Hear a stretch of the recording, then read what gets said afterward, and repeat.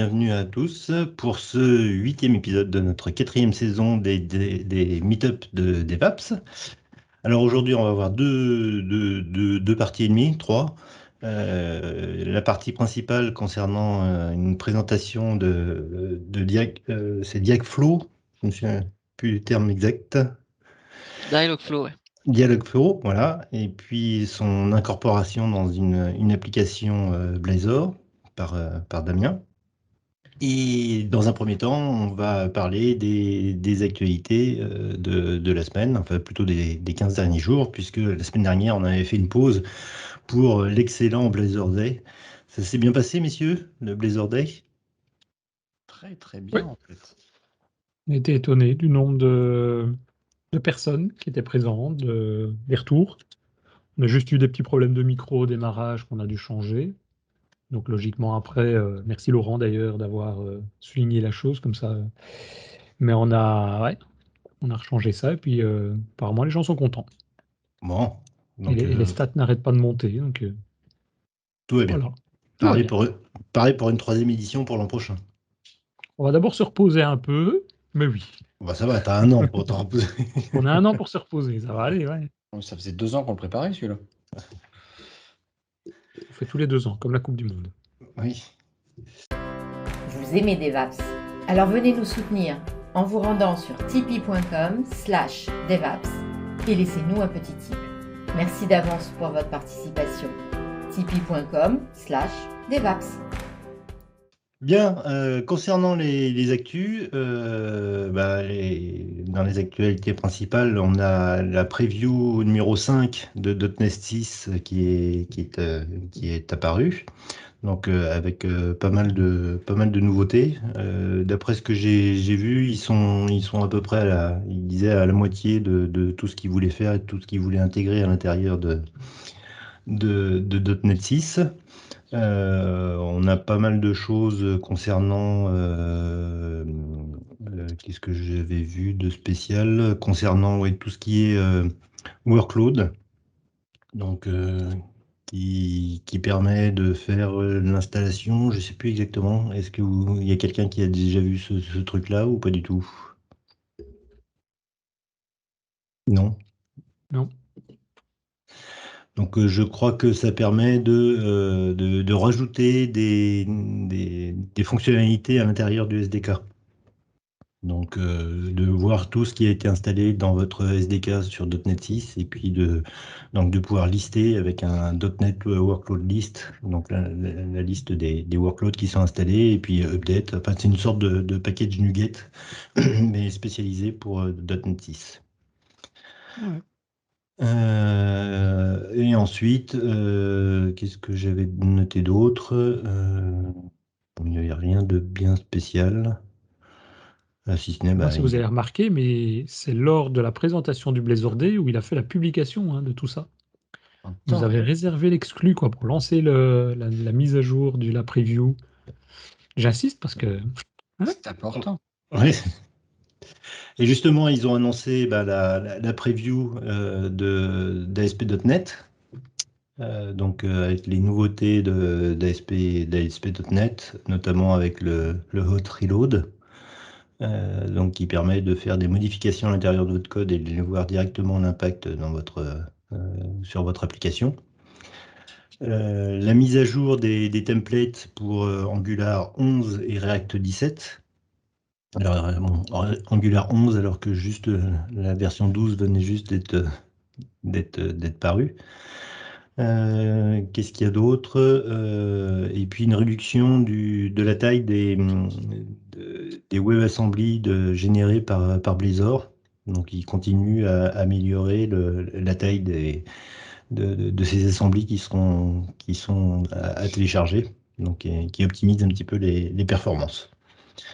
Mise à jour aussi de l'Entity Framework et de Maui. Donc tout ça suit son cours. Et pour pouvoir développer tout ça, on a la preview 1 de Visual Studio 2022, donc en version 64 bits, qui est maintenant disponible. Est-ce que, messieurs, il y a quelqu'un qui l'a installé chez vous? Oui. Qui a pu le tester? Oui. Et alors? Bah, je l'ai installé. Vous êtes mouru? Vous avez pu jouer avec? Vous avez vu des améliorations, J'ai pas des... le temps, mais l'IntelliSense, il paraît que c'est vraiment énorme. Donc, faut que je teste. Parce que quelqu'un l'a testé, parce que il paraît.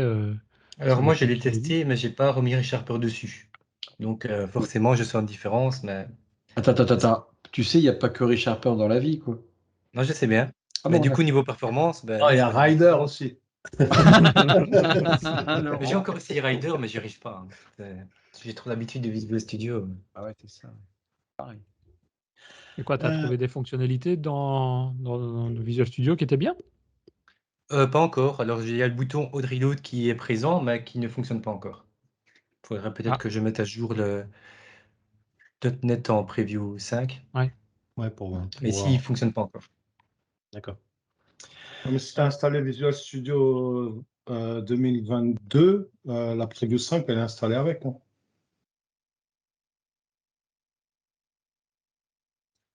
Ok, bah alors, ça fonctionne Ça pas. marche pas. Ensuite, dans les autres nouveautés, on a des informations concernant le Fluid Framework. Je vous avais fait une petite démo de ce framework, donc il continue à avancer. Il y a surtout Fluid pour Microsoft 365 maintenant, un SDK supplémentaire qui va permettre de mieux s'intégrer à Microsoft 365. Et surtout, vous savez qu'on a besoin d'avoir un serveur pour faire le passe-plat entre les différents clients de votre application fluide. Donc, il fait juste le transfert des informations et s'assure de la synchronisation entre les différents clients. Et donc, jusqu'à présent, on était plus ou moins obligé d'utiliser le Tiny là, qui est un serveur maison qui permet de tester en local. Et maintenant, on va avoir des Azure Fluid Servers. Donc, on va pouvoir se binder sur ces serveurs qui seront déployés sur Azure et pouvoir avoir quelque chose qui se fait véritablement sur le net et pouvoir tester ça à l'intérieur des applications Office 365. Donc, par exemple, l'exemple type, c'est à l'intérieur de Teams, donc qui permettra d'utiliser Fluid à l'intérieur de Teams. Alors pour l'instant, c'est ce SDK pour 365 et pour les Azure Fluid Server sont en private preview. Donc moi j'ai fait la demande pour pouvoir le tester. Et ben, pour l'instant, j'attends un petit peu la réponse. Comme ça, si ça marche, je pourrais vous montrer ça pas la semaine prochaine, mais d'ici 15 jours, quoi. Ensuite, on a Stack Overflow qui a trouvé un investisseur pour 1,8 milliard de dollars. Donc, société d'investissement qui leur a donné des sous pour pouvoir continuer sereinement. Pardon? C'est pas chinois? De quoi, le fonds Stack d'investissement? Oui. Je crois pas, non? Pardon. Non. J'avais cru entendre que c'était chinois. Et puis ensuite, la dernière nouveauté, c'est l'événement qui aura lieu demain. C'est demain à 17h, je crois. 11h plus 8, 19h, oui, 19h demain. Donc l'annonce de Windows 11 qui devrait être faite. Attention, tu t'avances là. Hein. Tu Oui. lances des rumeurs de fuite, c'est pas certain. Hein. Et en revanche, il y a un autre événement qui a lieu un petit peu plus tard, à 23h, qui sera un événement spécial développeur suite aux annonces de Windows 11, donc qui montreront un petit peu ce qu'on peut faire avec du côté développeur avec cette nouvelle version de Windows. Alors, je ne sais pas vous, il y a eu une fuite de Windows 11 qui est apparue sur le net. Ce qui m'a amusé, c'est qu'il y a tout un tas de gens qui se sont amusés à l'installer. Je ne sais pas si vous avez fait le test de votre côté. Non. Personne? Non. Bon. Je trouve qu'ils sont tous un petit peu focalisés uniquement sur l'aspect visuel, et en disant que sur l'aspect visuel, il n'y avait pas beaucoup de nouveautés, si ce n'est les coins arrondis, il y avait comment s'appelle l'interface, oui, le taskbar centré, et puis des améliorations au niveau de l'interface. En revanche, ils avaient l'air de dire qu'il n'y avait pas beaucoup d'autres nouveautés. Moi, ce que je comprends pas, c'est que les véritables nouveautés, j'allais dire, de Windows 11, on les connaît plus ou moins. On sait ce qui devrait arriver, puisqu'ils travaillent déjà depuis plusieurs années dessus. Personne n'en a parlé. Je pense notamment au projet Réunion, donc avec l'intégration des applications, l'uniformisation des applications Windows 32 à l'intérieur de l'OS. Donc, et puis l'intégration également de Linux qui devrait être, je pense, enfin je sais pas, mais je sais pas ce que vous en pensez, mais peut-être qu'on va avoir une démonstration d'une application Linux genre GIMP qui devrait être fonctionnelle à l'intérieur de Windows. Donc il y a tout un tas quand même de fonctionnalités, et puis notamment pour le store, justement avec le projet Réunion qui permettra d'intégrer les applications Win32 à l'intérieur du store. Donc tout ça, c'est quand même des grosses améliorations. J'ai vu personne en parler dans les différents blogs ou podcasts des gens. Je sais pas si vous attendez quelque chose de spécial de cet événement. Non. C'est On tard. va juste voir ce qui se passe, quoi. Ouais. Voilà. Bon, de toute façon, Ouais, spécial, hein. c'est prévu pour je pense, pour la fin de l'année ou début de l'année prochaine. Donc on a encore le temps, et puis on aura certainement d'autres notices à l'intérieur, quoi. Donc voilà, concernant les actualités, je ne sais pas si vous aviez d'autres choses que vous vouliez rajouter. Bah non, de toute façon, Tout va bien. PZRD, c'est fini. Alors. Je vois pas ce qu'on peut dire d'autre. Si vous avez envie de discuter des technologies .NET avec nous, eh bien venez nous rejoindre sur notre Slack, devapspodcast.slack.com, en nous envoyant votre adresse email à slack@devaps.ms. À très vite sur Slack. Bien, écoutez, on va passer à notre deuxième partie. Donc c'est Anthony qui va nous faire cette présentation du Dialogflow. Dialogflow, voilà. Eh bien, Bonjour à écoute, tous. je te laisse la parole. Merci. Bonjour à tous. Allume ta caméra, Anthony. Je n'ai pas de webcam malheureusement. Il faut faire un petit dessin de toi. Oui, il n'y a pas de souci. Donc tout d'abord, merci pour l'invitation. Voilà, donc je me présente vite en deux mots. Donc je m'appelle Anthony Stefano et je suis chatbot développeur dans un call center en Belgique. Et donc voilà, donc une partie de mon travail consiste à créer des chatbots pour différents clients qu'on appelle des clients donneurs d'ordre. Donc ce que je vais faire aujourd'hui, je pourrais pas trop rentrer dans les détails vu le timing serré, mais je vais vous montrer un petit peu qu'est-ce que Dialogflow, à quoi ça sert et comment ça fonctionne. Donc je vais partager tout de suite mon écran. Pas de caméra, mais il y a un écran. C'est déjà ça. Voilà. Est-ce que tout le monde voit l'interface? Oui. Parfait. Oui, c'est bon. Donc voilà, donc Dialogflow, c'est un peu donc c'est l'interface de Google qui permet de créer des chatbots et qui permet également de créer des bots conversationnels sur la plateforme de Google comme Action on Google. Donc quand vous prenez votre téléphone et que vous dites tiens, je veux parler avec j'ai pas d'exemple qui vient là tout de suite, mais par exemple, voilà, je voudrais parler avec mon téléviseur, et bien automatiquement, vous pouvez vous connecter à votre téléviseur et créer une discussion avec lui. Ça peut également être une voiture. Et donc, la tâche principale de Dialogflow, c'est vraiment cette connectique entre Google et la création de chatbots. Donc, l'interface, elle est assez simpliste. Je vais juste passer brièvement les différents points. Donc, vous avez bien sûr la catégorie principale qui est l'intent. Donc, l'intent, c'est quand on crée un chatbot, on doit deviner quelle est l'intention du client.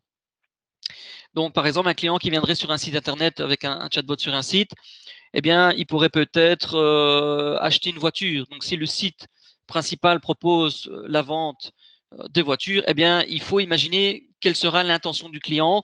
Donc, on pourrait bien trouver, par exemple, dans les intentions, fatalement l'achat d'une voiture, mais peut-être éventuellement un essai de la voiture ou des informations par rapport au modèle de voiture. Donc ça, ce sont des intentions. C'est vraiment le but est de déterminer quelle est l'intention du client, qu'est-ce que le client veut. Les entities, je reviendrai après dessus. Alors, le knowledge qui est en bêta pour l'instant est disponible uniquement en anglais. C'est tout simplement la capacité de pouvoir charger en fait un fichier Excel, par exemple, avec questions-réponses. Si par exemple vous avez une fac, que la personne aurait déjà une fac sur son site, eh bien on peut directement la précharger dedans, et donc le bot automatiquement va pouvoir l'intégrer dans sa base de connaissances. Le fulfillment, c'est tout ce qui est codage, donc encodage du code directement dans le bot. Les intégrations, eh bien ici donc on peut voir qu'on peut intégrer avec différentes plateformes les bots, donc notamment pour Messenger Facebook. Je vois également Slack, Skype, donc voilà, Viber, donc avec quoi vous voulez que votre bot fonctionne. Alors la partie training qui malheureusement ne fonctionne plus depuis quelques semaines maintenant, permet d'entraîner le machine learning du bot, parce que ça ne se fait pas automatiquement. Donc c'est ici qu'apparaissent les phrases, par exemple, qui sont en erreur, et ça permet de rediriger directement les erreurs vers le bon intent, et ainsi de faire en sorte que le bot apprenne des choses. L'écran validation, bien là c'est quand vous avez des erreurs, hein, ça peut arriver. Peut-être des phrases qui apparaissent en double. Donc les phrases, je vais plutôt utiliser le terme de training phrase, donc qui apparaissent peut-être en double dans un bot, puisque ben, voilà, le bot, on peut monter dans ce cas-ci, dans la version essential de Dialogflow, à 1000 intentions, donc 1000 intents. Et dans chaque intent, on peut monter également à plus de 1000 training phrases. Donc évidemment, après, c'est difficile d'aller retrouver les phrases qui seraient éventuellement doubles dans le bot. Donc c'est pour ça qu'il y a cet écran. L'historique de conversation. Donc c'est ici qu'on va retrouver en fait tout l'historique, et vous voyez le petit point d'exclamation quand justement la conversation ne s'est pas très bien passée, et ça permet d'aller voir un petit peu qu'est-ce qui ne s'est pas très bien déroulé. Donc là, je vois que c'est un petit peu Damien qui a fait chouchou tout à l'heure avec. Je vois qu'il a posé une question au bot qui n'est pas dans sa base de connaissances, donc fatalement on a un no match qui revient. La partie analytique, bon, ça c'est, je veux dire, tout ce qui est analyse, hein. Donc les données, combien de personnes ont contacté le bot, combien de réponses il a pu donner, etc., etc. Nous avons la possibilité de précharger des agents qui sont directement plus ou moins fonctionnels. Donc on voit ici par exemple, nous avons un agent pour la météo, un agent de support avec déjà quelques questions, et un agent pour faire de la traduction. Le small talk, ça ce sont des phrases qui sont directement intégrées. Moi personnellement, je ne l'utilise pas parce que j'aime bien, quand je crée le bot, d'avoir vraiment la main sur tout. Donc c'est-à-dire ici par exemple, si ce sont des questions par rapport à l'agent, voilà, tu as quel âge, eh bien on pourrait éventuellement encoder une réponse, et dès que quelqu'un dirait au bot, voilà, tu as quel âge, eh bien le bot a directement la réponse qui est préchargée pour cette question. Alors, Dialogflow CX, j'aurais peut-être pas dû cliquer dessus. C'est nouveau, c'est récent, depuis 2 mois, voire 3 mois. C'est une nouvelle manière en fait de concevoir des chatbots qui est beaucoup plus poussée, beaucoup plus complexe, et qui permettent vraiment d'avoir un dialogue, mais qui sera cette fois-ci plus audio que texte. Donc, c'est-à-dire que voilà, Google il est capable d'avoir une conversation téléphonique avec un bot où la personne voilà, poserait ses questions par téléphone tout simplement, et pas par text messaging, et où le bot serait en mesure serait capable et en mesure de répondre éventuellement aux questions des clients. Donc moi personnellement, je l'ai déjà testé. C'est pas le but aujourd'hui de le montrer parce que c'est vraiment complexe, mais voilà, mais ça fonctionne vraiment très bien. Donc pour ce qui est de la création du bot, bah, c'est pas très compliqué, hein. On vient ici, on fait Create New Agent, et puis on arrive directement. Donc moi je l'ai déjà fait pour gagner du temps. Voilà, mon agent test. Donc qu'est-ce qu'on voit sur cet écran? Mais on voit qu'on peut lui insérer une petite image, donner une légère description, régler l'heure, c'est très important si on a des conversations avec des prises de rendez-vous. Si le client dit voilà, je voudrais essayer une voiture, et en plus je voulais l'essayer demain à 14h, je voudrais un essai pour la voiture, ben, fatalement si le time zone est mal réglé, ça va poser des problèmes dans le calendrier.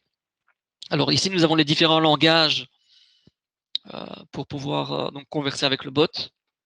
Donc, on peut créer un bot dans beaucoup de langues. Alors, toutes les langues ne permettent pas les mêmes choses. Donc, il faut savoir qu'il y a beaucoup d'options dans le langage qui est compris par Google. Mais si, par exemple, je prends anglais, ben oui, là, fatalement, je vais avoir 100% des options présentes. Mais si je prends français, voire néerlandais, là, ça ne sera pas le cas. Alors, le Machine Learning Settings. La partie ici, la Machine Learning Classification Threshold.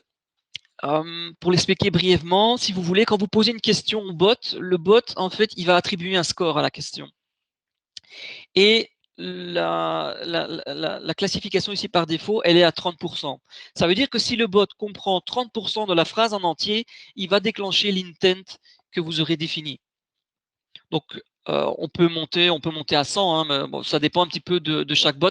Maintenant, il faut savoir que quand ce sont des questions qui sont très poussées, les clients, ils sont pas très directs dans leurs questions. Donc, je vais donner un exemple. On crée un bot pour les déménagements, pour un fournisseur d'énergie. Donc, le client vient, il dirait, voilà, je déménage, qu'est-ce que je dois faire? Magnifique. La question, elle est claire, elle est limpide, le bot, il va comprendre, il n'y a pas de problème. Par contre, si le client vient et qui dit, je vais déménager demain parce que voilà, j'habitais chez ma sœur, mais c'est plus possible de vivre chez elle, donc je dois vraiment retrouver un nouveau logement. Là, il fait une phrase avec énormément de détails, et donc le bot, du coup, il va se retrouver un petit peu perdu parce que on pourra pas classifier toutes les informations que la personne vient de donner, parce que sinon, on va devoir lui indiquer ben, c'est quoi un frère, c'est quoi une sœur, c'est quoi un père, c'est quoi une mère, alors que ça n'a pas vraiment de valeur ajoutée ici dans le dialogue. Donc, on règle cette valeur par rapport à ça et on dit voilà, le client, il donne une phrase et on estime que, après test, que si le bot comprend 30% de la phrase, il est capable de comprendre l'intention. L'intention, dans l'exemple que j'ai donné, c'était bien évidemment le je déménage. C'est ça que le bot, en fait, il doit capter ici. La correction automatique orthographique, je ne l'utilise pas parce que pour l'avoir essayé, je trouve que c'est pas encore au point. Voilà, le reste c'est du blabla, c'est l'entraînement automatique de l'agent, c'est pas vraiment important. L'import-export non plus. Le speech, c'est vraiment réglé pour tout ce qui est la voix, donc on peut choisir certaines voix, comme pour un GPS, on peut décaler, vous voyez, donc les semitones, le volume, etc. Donc on peut faire en sorte vraiment que la voix soit pas trop robotique. La possibilité ici de partager bien sûr le bot avec différents développeurs et l'analyse de sentiments. Donc ça c'est la même chose. Quand le client parle avec le bot, il peut être en mesure de attribuer un score par rapport à la manière dont le client s'exprime. Est-ce que le client il est content, il n'est pas content, il est triste? Et en fonction du score, en fait, on peut rediriger le client vers un intent précis. Donc, on pourrait très bien dire un client qui est content, on va peut-être lui donner, on va l'envoyer vers un autre intent pour continuer à discuter avec le client. Par contre, un client qui est pas content, on voit qu'il est un peu agressif, on pourrait éventuellement imaginer qu'on le dirigerait directement vers un agent. On lui raccroche au nez, quoi. Ça, malheureusement, on ne peut pas le faire. Ça serait bien, mais oui, ça, c'est pas. Fin de la possible. conversation. Fin de la conversation, monsieur, merci. Au revoir. Donc voilà. Je ne sais pas si vous avez des questions pour l'instant, n'hésitez pas à m'interrompre si vous en avez. Non, pour l'instant, ça va. C'est parfait. Donc maintenant, je vais rentrer vraiment dans la création. Voilà. Donc, j'ai toujours quand je crée un bot, j'ai deux intents qui se mettent par défaut, qui est le welcome, donc fatalement le bonjour, et le défaut fallback quand le bot ne comprendrait pas la question. Donc, je vais cliquer dessus. Voilà. Alors, ici, on voit que j'ai un contexte qui n'est pas mis. Donc, les contextes, ils sont très importants. Pourquoi? Parce que ça se situe un petit peu géographiquement où est-ce qu'on se situe dans une conversation. Imaginons que je parle avec le client d'une voiture, pour reprendre l'exemple des voitures, mais qu'après 2 questions, le client il me pose une question peut-être sur un rendez-vous. Donc là, je ne suis plus dans un contexte de voiture, je suis plutôt dans un contexte de rendez-vous. Eh bien, c'est ça qui va permettre au bot de savoir où est-ce qu'on se situe dans la conversation. tout simplement. Alors, il faut savoir que les contextes, ils ont également une durée de vie. Donc ça peut paraître un petit peu compliqué. Donc, on voit que par défaut, elle est mise sur 5. C'est quoi la durée de vie? Ça veut dire que automatiquement que le client aura posé éventuellement 5 questions, le contexte disparaît et le bot estime qu'on n'est plus dans un contexte du welcome, en fait, qui est le bonjour. Voilà. Est-ce que ça vous paraît clair? Bon, vas-y, enfin, pour l'instant, oui. Ça va. Donc voilà, on voit qu'ici, on a les training phrases. Donc ça, ce sont les citations du client. Donc dès que le client va dire ceci, ou quelque chose qui ressemble à ceci à 30%, eh bien, le bot va déclencher automatiquement une des réponses que vous voyez, random, hein, ici en dessous. Les paramètres, je vais les montrer après, ainsi que les entities. Donc voilà, ça c'est pour le démarrage du bot. Donc quand je dis ici bonjour, voilà, on voit que donc user says bonjour, la réponse par défaut, bonjour, bienvenue, salut, en quoi puis-je vous aider? Alors on peut ajouter différents types de réponses. Donc on peut créer un bot qui fonctionnerait par exemple sur un site internet, mais qui soit complémentaire d'une page web Facebook. Et on pourrait très bien imaginer différentes réponses ou bien la même par rapport au canal par lequel on contacte le bot. Donc ça c'était important aussi. Donc maintenant je vais créer. Donc je vais prendre l'exemple ici, je suis un magasin et je vends par exemple des t-shirts. Donc des pulls, pardon. Je vais créer un intent que je vais appeler order. Voilà. Et je vais imaginer quelles seront les questions des clients. Donc par exemple, ça sera je désire commander un pull. Voilà. Je voudrais commander un pull. Et je souhaite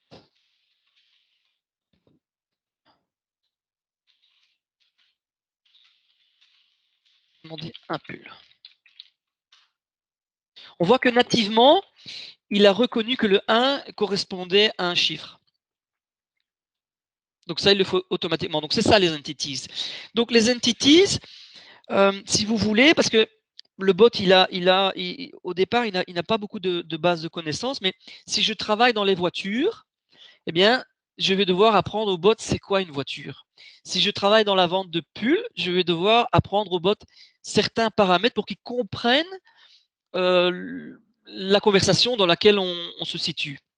Donc, ça peut être des chiffres, ça peut être des couleurs, et je vais montrer après plus en détail exactement les besoins.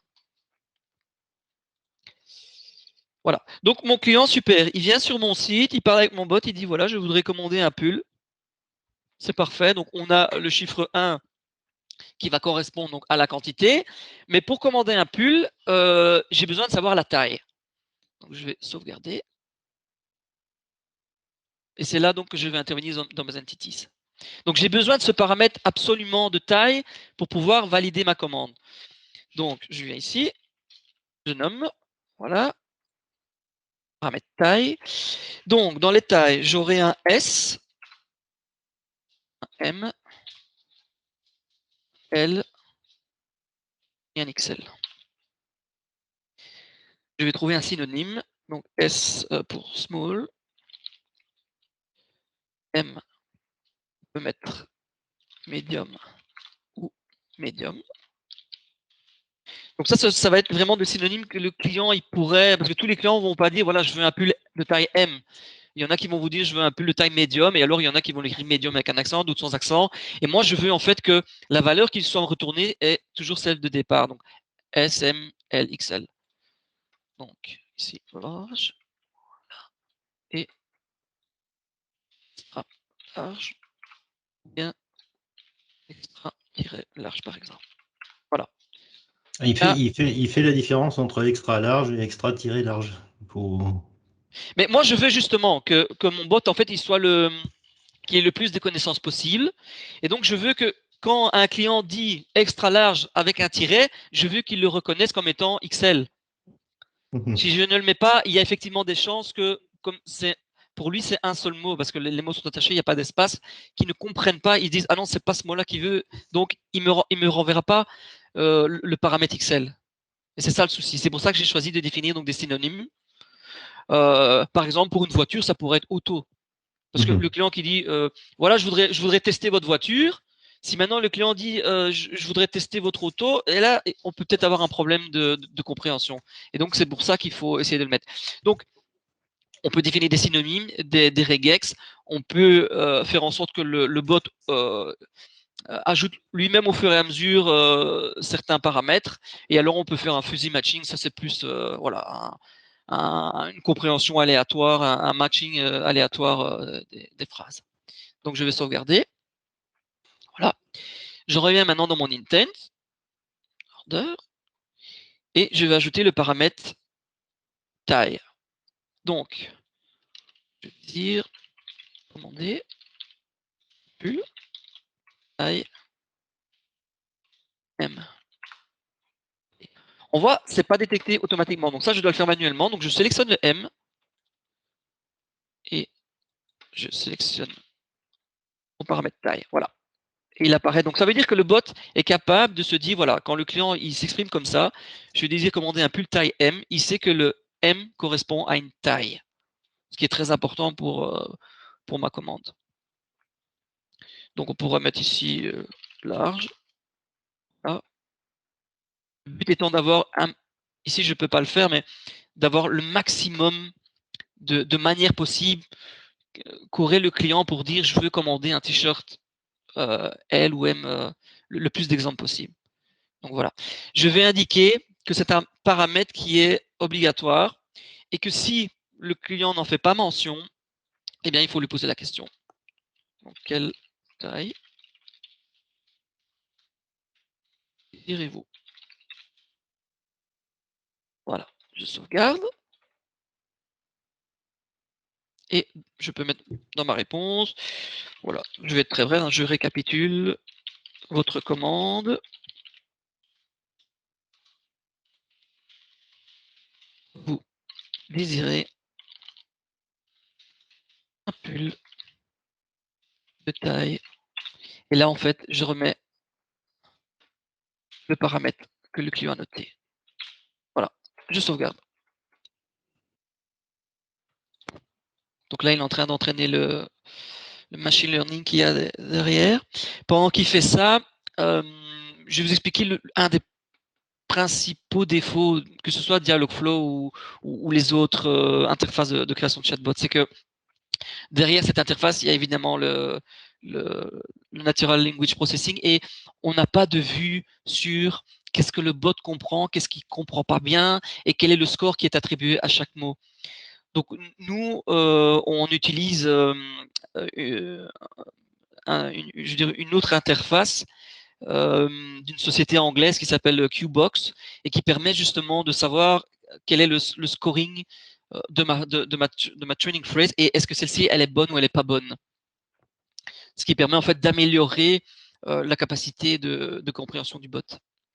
Donc, je reviens ici dans ma conversation. Je dis par exemple bonjour. Si je comprends bien, là, dans tes training phrases, là tu en as mis juste 4, là. Oui.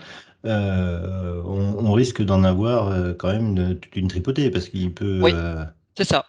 Le but étant d'en avoir le plus possible et de la même manière que le client s'exprime. Parce que moi, j'ai mis ici, voilà, je désire commander un pull taille M, mais je ne sais pas, moi, peut-être que quelqu'un va me dire je voudrais acheter un pull taille M, par exemple. Là, il a le mot acheter dedans. Donc, fatalement, ici, ce sont des petites phrases, donc c'est assez simple. À mon avis, il va quand même le comprendre, le bot, il va quand même le matcher, mais c'est mieux d'avoir le plus d'exemples possible. Donc, il faudrait mettre, voilà, je désire acheter un pull.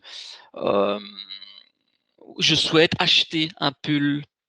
J'ai vu que vous vendiez des pulls, j'en désire un. Vous voyez, il faut vraiment être très, très large dans les exemples. Donc voilà, ici je viens de dire bonjour, je dis bonjour, bienvenue, encore plus vous aider. Donc ici, fatalement, c'est un bot qui est très... Oui. Je t'interromps juste pour rester dans la même logique que ce que Richard dit. Je pense que, côté Microsoft, ils ont un service équivalent où on voit la liste des sentences, donc des phrases envoyées par les... Oui, c'est ça. Pour les valider. On peut faire la même chose ici aussi? Donc, tu peux, par exemple, si tu as des intentions que tu n'avais pas prévues, Oui. tu peux dire, ah bah tiens, celle-là, je vais la rajouter, et il la Oui, c'est rajoute ce à qui sa liste pour la voilà, prochaine fois, quoi. oui, c'est ce qu'il y a ici en fait dans l'option training. C'est ça, Que, ouais, ok. malheureusement, elle ne fonctionne pas, donc je ne saurais pas le montrer, mais quand je clique ici, je sais voir en fait où le bot n'a pas répondu. La Ouais. phrase est indiquée, et là, je peux choisir l'intent C'est ça. dans lequel, et alors il Tu peux le ajoute faire avec ça. automatiquement au bon endroit la phrase. Ouais, ok. Donc voilà, donc ici j'ai dit bonjour. Donc, Excusez-moi, j'ai oui, encore une question moi aussi. oui, je vous écoute. Parce que tu as mis des synonymes pour la taille. Est-ce que tu n'es pas capable de faire la même chose, par exemple, pour le je souhaite et le commander? De mettre des synonymes en disant souhaiter, désirer, Si, mais vouloir. alors ça va faire beaucoup d'entities et j'ai pas vraiment besoin de les récupérer, ces entities-là. Le mieux c'est d'avoir vraiment un matching du NLP dans l'intent même et pas Mais par. ça te permettrait d'avoir moins de phrases ou pas? C'est-à-dire que, est-ce que par exemple, si tu mettais je avec un synonyme, est-ce qu'après il prendrait tous les synonymes pour cette phrase-là? Ah oui, dès que vous allez taper je, lui il va le détecter comme étant un des synonymes, oui. Donc ça te permettrait quand même d'écrire moins de phrases possibles. C'est-à-dire que tu pourrais définir, par exemple, tes souhaités, désirés et autres. Oui, mais ça ne fonctionne pas exactement comme ça parce que l'entraînement du bot se fait vraiment là où il y a les training phrases. Donc, Ok. si par après le mot n'est pas présent, le souci c'est que lui, il va analyser toutes les phrases en un millième de seconde qui sont présentes dans les training phrases et il va dire là il manque un mot et il va attribuer un autre score en fait. Le but, c'est vraiment, les entities, il faut les utiliser avec parcimonie pour vraiment extraire une information. Le jeu, j'ai pas besoin de l'extraire. Que le client mette je, vous, will, peu importe, j'ai pas besoin de l'extraire. Mais par contre, ma valeur de taille, dans l'exemple ici, oui, j'en ai vraiment besoin. D'accord. Et c'est à ça que ça sert vraiment. Il vaut mieux avoir parce qu'on peut monter à plus de 1000. Hein. Je pense que le maximum, c'est même 10 000 maintenant. Il faut vraiment avoir un maximum de phrases pour être sûr vraiment qu'il match. Parce que si par exemple maintenant je tape une phrase sans le jeu, je retape ici une phrase sans le jeu, oui, il va y avoir un scoring qui va être fait. Comme on l'a mis assez bas à 30%, il va quand même le détecter. Mais parfois, dans certains bots, quand le client donneur d'ordre dit non, mais moi je veux pas qu'il y ait d'erreur, je veux que le client il soit transféré, à ce moment-là, on va monter le taux à 80% de la phrase pour la compréhension. Et si on met pas exactement les bonnes phrases, donc on oublie des mots, là, on va avoir un problème. Donc c'est pour ça qu'il vaut vraiment mieux laisser dans les training phrases le jeu. Maintenant, quand ce sont des mots qui sont complexes, par exemple, moi je l'utilise pour plan de paiement, parce que là, effectivement, il y a trop d'exemples. Donc j'ai plan de paiement, j'ai facilité de paiement, j'ai arrangement de paiement. Alors en plus, j'ai parfois des clients qui écrivent plan de paiement, mais paiement, au lieu de mettre un I, ils mettent un Y. Ou ENT, ils mettent ANT. Donc là j'ai vraiment une vingtaine d'exemples, et là, oui, je le fais. Parce que j'ai besoin d'extraire le mot plan de paiement de l'intent. Donc là oui, je le fais. Mais c'est rare. D'accord, merci beaucoup. Pas de souci, avec plaisir. Donc voilà, donc je reviens à mon exemple. Donc ici, donc je dis bonjour. Donc le bot, lui, ben voilà, bonjour, ok. Nous, on sait que c'est pour commander des t-shirts, donc on va le directement dire. Donc je voudrais commander un pull, pardon, un pull. Voilà. Voilà. Et on voit qu'ici, il me demande directement quelle taille désirez-vous, parce que effectivement, j'ai pas mis de taille. Donc si je mets, je voudrais. Voilà. On est arrivé au bout du jeu. Donc il me met la phrase de réponse. Je récapitule votre commande. Vous désirez un pull de taille M. Alors on va complexifier peut-être un petit peu la chose en ajoutant maintenant des couleurs. Donc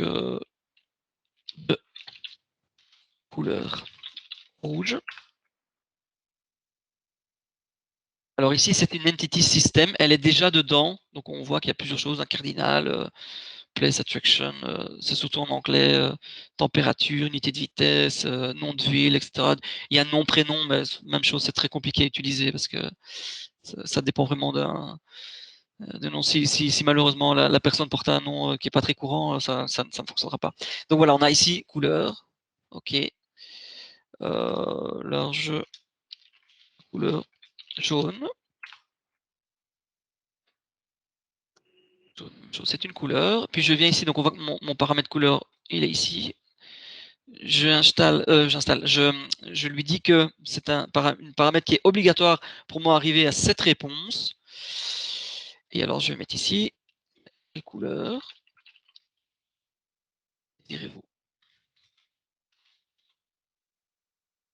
Voilà. Je sauvegarde. Donc, je récapitule votre commande. Vous désirez un pull de taille en couleur.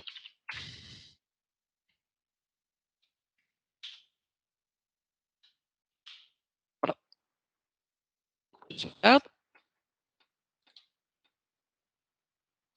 Et alors, est-ce que tu peux imaginer que dans un premier temps, l'utilisateur, il te dit je veux commander un pull de taille M, et puis ensuite tu lui reposes la question. Ouais, non, pardon. Oui, si, je vais le montrer dans l'exemple. Ouais. Donc là, je fais l'exemple, je veux dire, un peu le plus facile, et après, je reprends la même phrase avec tous les paramètres. Mhm. Donc, voilà, c'est sauvegardé. Donc, je vais directement, donc je désire commander un pull en taille M. Donc, il me manque juste en fait mon paramètre couleur. Voilà.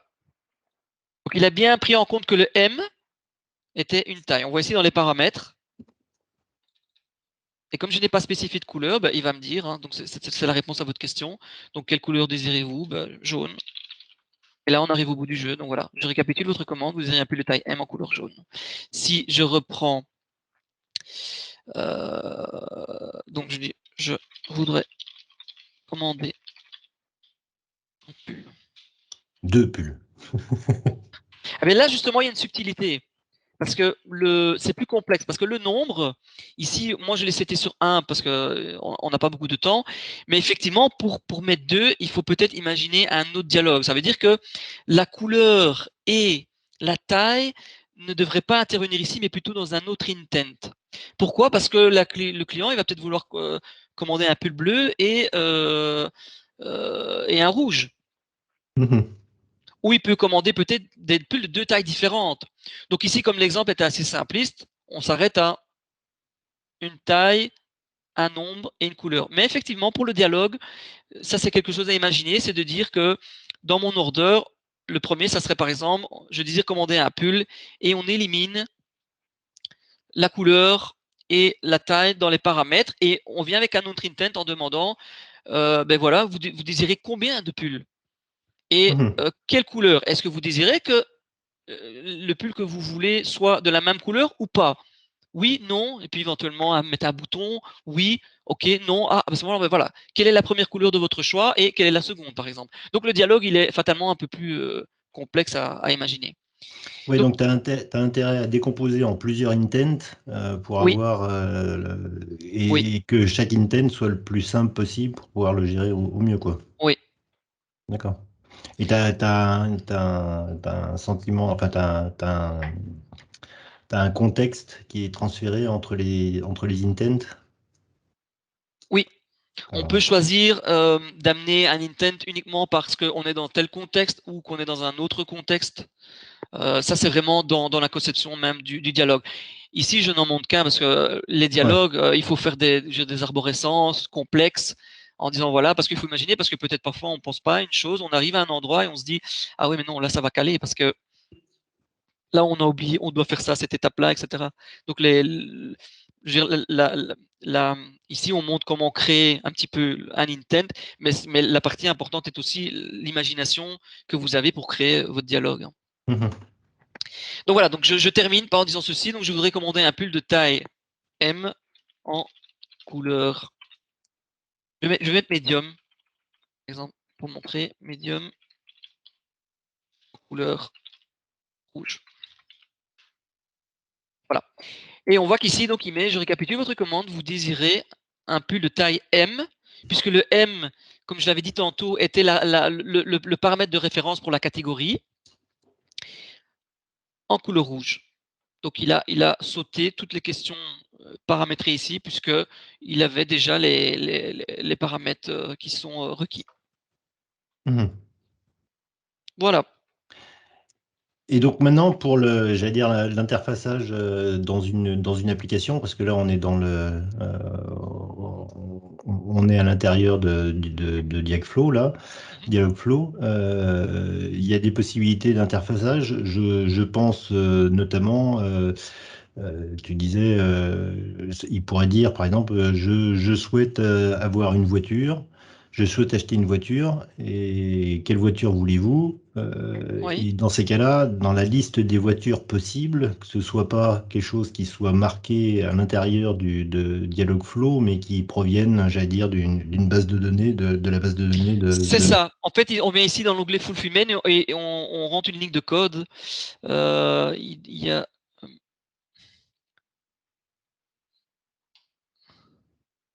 voilà, c'est parce qu'elle n'apparaît pas. Fulfillment. Donc ici, on appelle un webhook. D'accord. Et là, on se connecte à ce que vous voulez. Hein. Donc, imaginons que voilà, il y ait trop de paramètres qui rentrent en compte pour pouvoir les intégrer dans les entities. Et bien là, à ce moment-là, on se connecte soit à une base de données et on demande en priorité donc qui se connecte.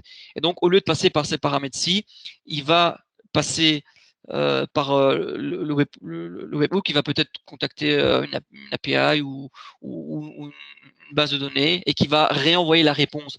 Donc la réponse peut être également incorporée dans la base de données et pas ici dans l'onglet réponse. D'accord.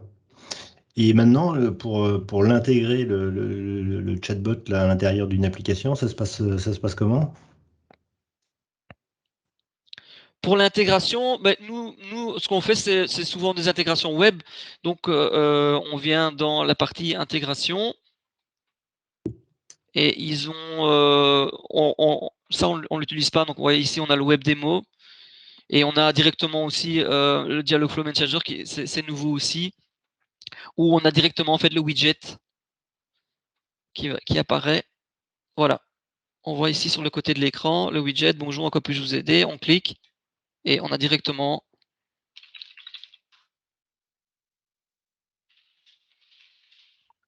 Il n'y a pas des intégrations avec Skype, Teams. Si, hein. Je l'ai montré tout à l'heure. J'ai peut-être été un petit peu vite, pardon. On voit ici, hein, voilà. Ah oui, je le vois derrière. Ouais. On a Skype, Slack. Oui, voilà, il y a Slack. Ils en ont retiré récemment. Puisqu'avant, il y avait aussi il y avait Amazon, Alexa, la possibilité de le faire avec Alexa. Ça, ce sont les plateformes de téléphonie. Si on veut connecter le bot en audio. Donc oui, on peut l'intégrer de différentes manières. Ça dépend ce que vous utilisez comme application. Ouais, c'est ça. D'accord.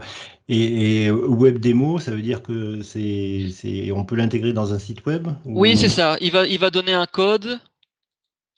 Voilà. D'accord. Ouais, c'est une iframe, quoi, Ouais. qui est à l'intérieur. Et là, ça va automatiquement lancer ce qu'on a vu précédemment. Mais on peut ajouter ici en plus des paramètres comme la couleur, la taille, la dimension de la page. Voilà, on voit ici la page, comment ça apparaît. De façon bête, parce que là, c'est l'intégration du script, c'est par une URL, et puis avec l'URL du JavaScript, je pense, qui est intégré. Au niveau sécurité, imaginons par exemple que je veuille l'utiliser à l'intérieur de l'intranet d'une société, par exemple pour je sais pas moi, vous souhaitez prendre des congés, enfin pour déposer les congés. Ouais. Et ça, je veux absolument pas que quelqu'un qui ne soit pas de la société puisse l'utiliser. Il y a une possibilité de mise en place d'une sécurité ou... Ben, ça, je pense que Damien pourra répondre plus facilement à la question parce que c'est lui qui s'est occupé des intégrations sur différents sites web. Mais moi, je ne vois pas comment je veux dire, de l'impossibilité de le faire en tout cas.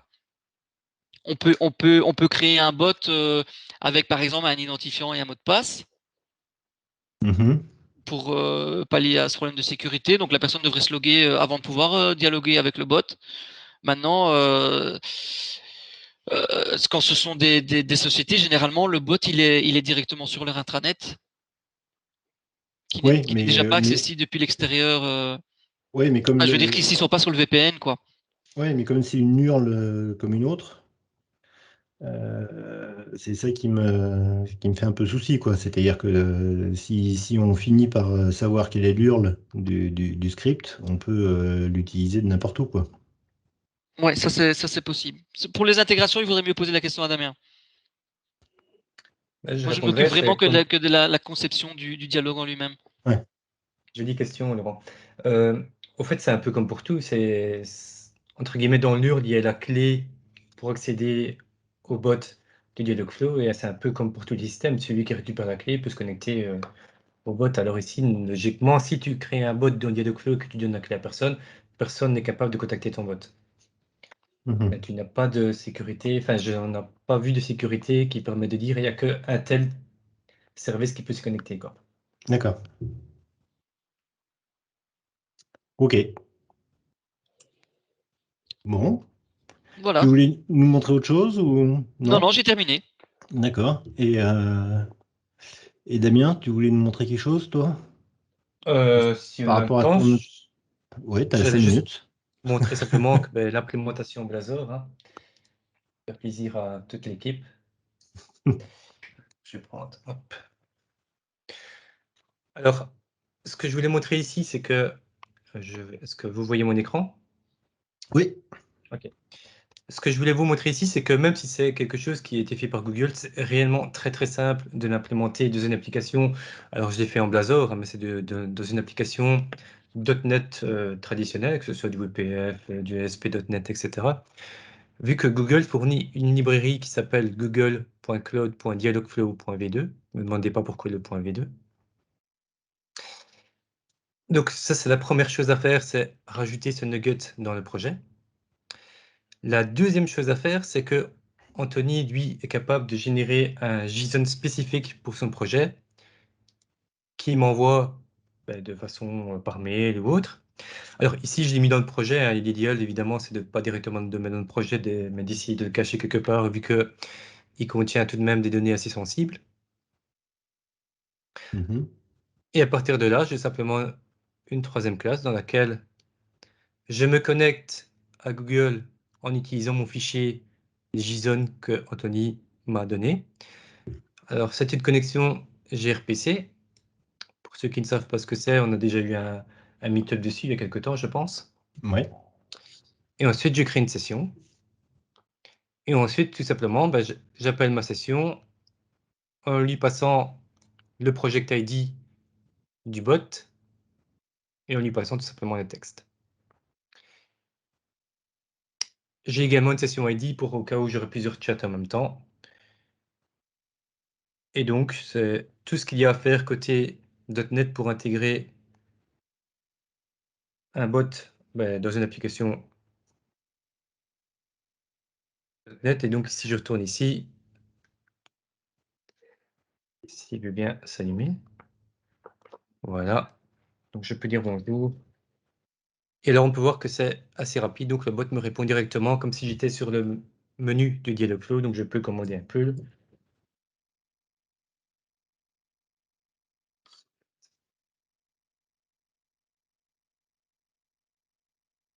Quelle taille désirez-vous?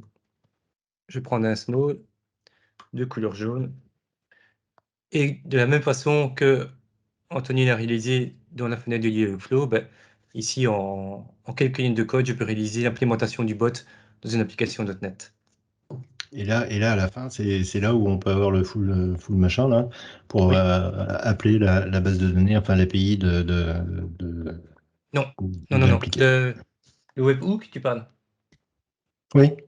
Non, le webhook, c'est vraiment Dialogflow qui va directement contacter le webhook. Ici, moi, je pose une question directement au bot et le bot me répond. Les seules informations que je pourrais éventuellement savoir, c'est l'intent. Oui, non, mais sur je parle au niveau du bot, au niveau de la conception du bot, c'est là où tu peux, à ce moment-là, quand il met, je récapitule votre commande, vous voulez un pull jaune de taille M, Oui. confirmez-vous votre commande, oui, non, et à ce moment-là, vous pouvez Tu peux imaginer d'appeler une API qui va enregistrer cette demande et puis après faire une redirection vers ton site web où là, tu vas aller récupérer cette commande et demander les sous à l'utilisateur, quoi. Alors, il y a deux possibilités. Il y a une- Ok. Il y a deux possibilités. C'est soit de le faire via Dialogflow qui va appeler un webhook qui va passer la commande. Mhm. Et en retour du message, ici, bon, on a fait assez simple, on a fait que du texte. Mais au fait, dans le retour du message, Dialogflow est capable de nous rajouter un payload, par exemple en nous envoyant des images ou des redirections, etc. Donc on pourrait travailler avec un payload en retour du message qui serait une redirection vers la page de commande, par exemple. D'accord. Et après, au niveau de l'interface, l'interface de ton chatbot, comme c'est un iframe, t'as pas la main pour personnaliser l'interface ou ce genre de choses. Ah, ici, je suis plus dans un iframe ici, hein. Je suis vraiment dans une application Blazor avec des composants, hein. Ah d'accord, donc ouais, là tu récupères les données Oui, c'est ça. D'accord, d'accord. Ouais. Et donc, ici, effectivement, quand j'envoie un message, j'ai une petite méthode message chainnet où je crée un message pour le message du user. J'envoie ce message à Dialogflow et je récupère la réponse et j'ajoute dans le message la réponse qui provient du bot. D'accord. Et là, on n'est pas dans un iframe, mais vraiment dans une application Blazor Mhm. créée maison, quoi. D'accord. Bon. Ben écoutez, oui, alors comme tu disais, Denis, il y a également quelque chose qui est un petit peu dans le même genre du côté de chez Microsoft. Moi, je me souviens Ouais. avoir vu des démos, mais je me souviens un peu du tout de comment ça fonctionne. De moi, quand on l'avait testé, c'était de manière totalement similaire. Ouais. C'est les mêmes principes en tout cas. Et je regarde Ça le ressemble nom, beaucoup. je crois que ça s'appelle bêtement botframework.com. Et C'est ça. en revanche, le service là est gratuit, il est payant comment? Donc Dialogflow, la version Essential est effectivement gratuite. Mhm. Donc ça, il n'y a pas de souci, on peut l'utiliser sans problème avec des milliers d'interactions par minute, il n'y a pas de souci. Quand Il c'est existe. gratuit venant de Google, moi, je suis toujours inquiet. Non, sérieusement, en fait, au niveau RGPD, Google, en fait, j'ai aucune confiance en leur système parce qu'ils Ouais. sont jamais clairs, en fait, lors de l'utilisation de leurs produits. Donc, toi, si tu veux être clair avec ton client, c'est toujours chiant leur truc. Ouais, c'est vrai, c'est vrai. C'est un souci qui a déjà été, je veux dire, posé de nombreuses fois. Apparemment, l'information donc, que nous avons, c'est que effectivement, il n'y a pas réellement de consultation de ces données.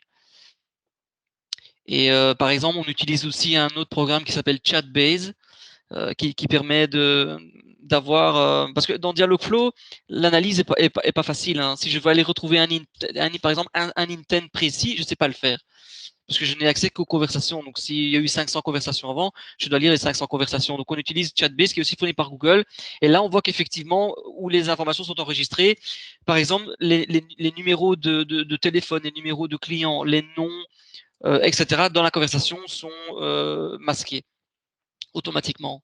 Donc on a vraiment, oui, on a la question du client, mais on n'a pas son nom, on n'a pas le numéro de téléphone. Toutes les informations sensibles sont effectivement masquées, on n'a pas accès. Mhm. Et alors il existe donc la partie Dialogflow Customer Experience, donc le CX, qui lui coûte vraiment très très cher. Donc pour l'instant, il faut savoir que le prix c'est 20$ pour 100 interactions. Ah ouais, Ce quand qui est même. énorme puisque nous, on traite entre 30 et 40 000 interactions par mois. Ouais, donc Donc c'est pour l'instant, voilà, on a regardé, on a suivi des formations, on a regardé un peu comment ça fonctionnait, mais on l'a pas encore proposé en interne pour pouvoir l'utiliser parce que c'est un coût exorbitant. Et une raison pour laquelle ce soit si cher, on ne sait pas.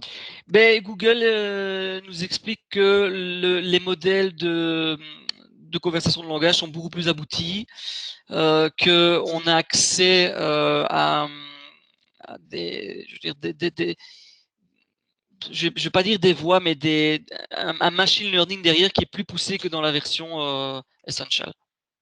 Et c'est c'est là-dessus qui étonnant. justifie le prix. Je sais pas, il y a quelques années, ils ont parlé, je pense que c'était des Google Duplex. Le CEO de Google avait fait une démo. Il avait, c'est un robot en fait qui appelait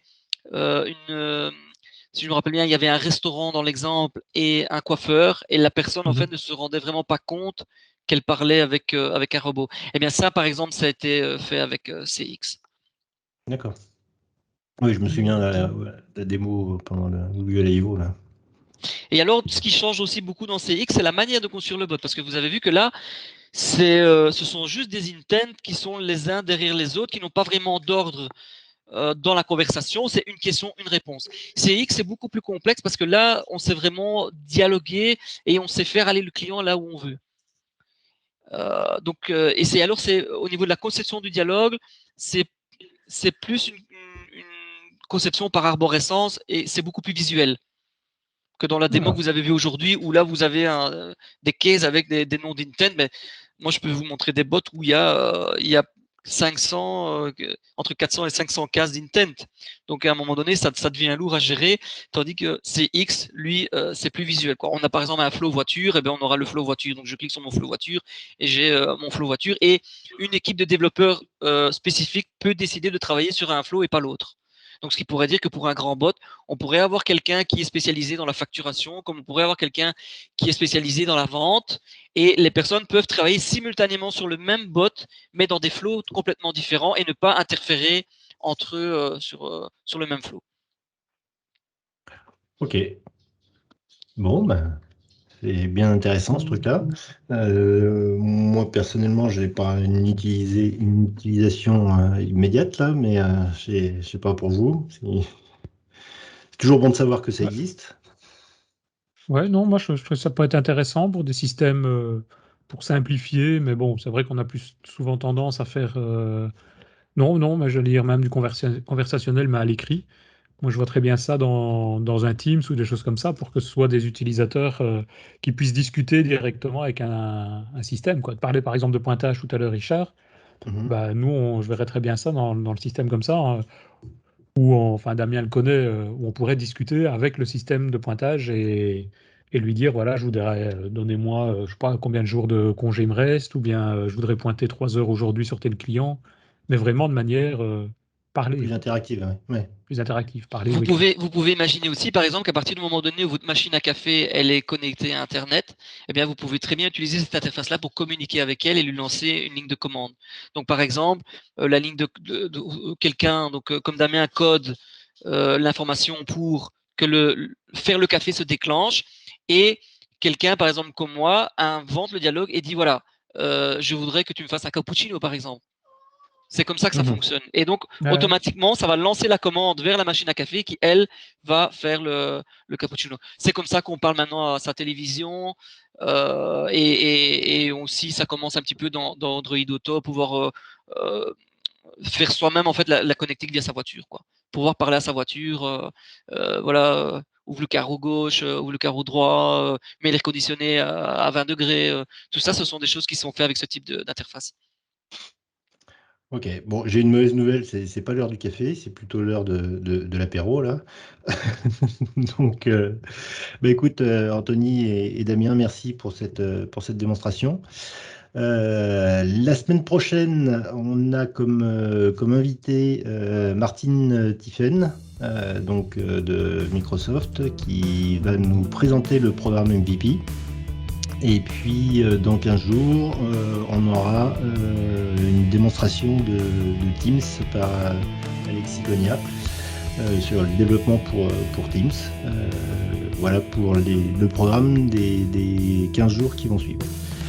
Écoutez, portez-vous bien, soignez-vous bien, et puis la semaine prochaine. Ciao tout le monde. Salut. Salut et encore merci. Salut.